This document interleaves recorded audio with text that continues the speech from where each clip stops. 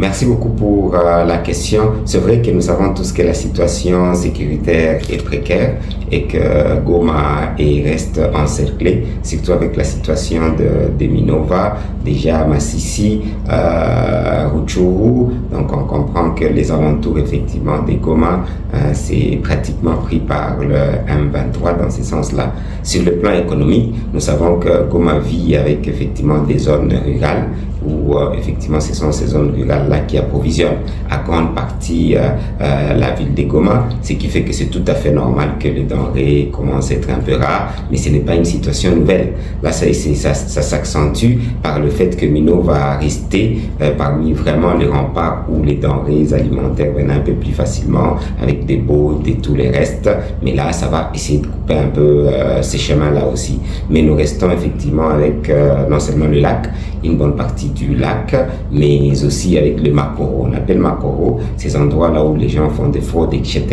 Mais on note aussi que c'est vrai que le prix va galoper dans la ville de Goma, mais ça ne va pas galoper autant que les gens le pensent, tout simplement parce que malgré le fait qu'on ait plus de 200 000 personnes dans la ville de Goma, mais nous avons toujours un peu, comme j'ai dit, Makoro, c'est-à-dire des gens qui fraudent, mais des gens aussi qui fraudent avec des motos qui payent un peu le M23 entre guillemets, et même du côté de Rutshuru et du côté de Masisi, et la fermeture n'est pas totale.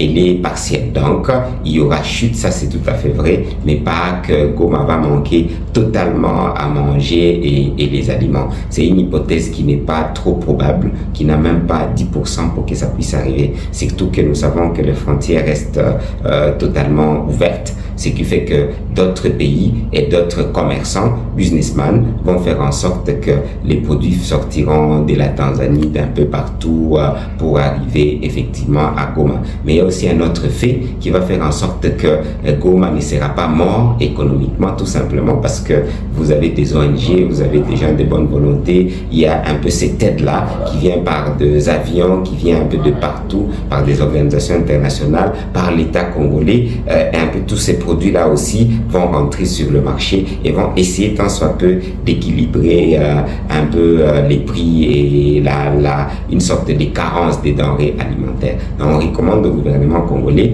de prendre des mesures quant à ce. Nous pensions qu'à court terme, nous devons avoir l'économie de guerre déjà. On devait avoir un budget spécial pour les Nord qui vous partout il y a guerre, dans ce sens-là. Mais jusque-là, ce n'est pas vraiment le cas. On devait alléger des taxes pour que les gens ne payent pas. Ce qui se fait, même pour les automobilistes et tout le reste, et c'est à ça que devait servir l'état d'urgence, mais malheureusement cet état de siège ne semble pas toucher l'aspect économique dans ce sens-là. Donc nous pensons que la population devait être calme selon nos analyses. Goma ne va pas mourir de famine, même si les denrées vont monter, mais par rapport à la réaction du leadership économique, c'est-à-dire de nous tous congolais, ça sera possible d'arriver au résultat pour que Goma puisse reprendre un peu sa force économique. Merci beaucoup.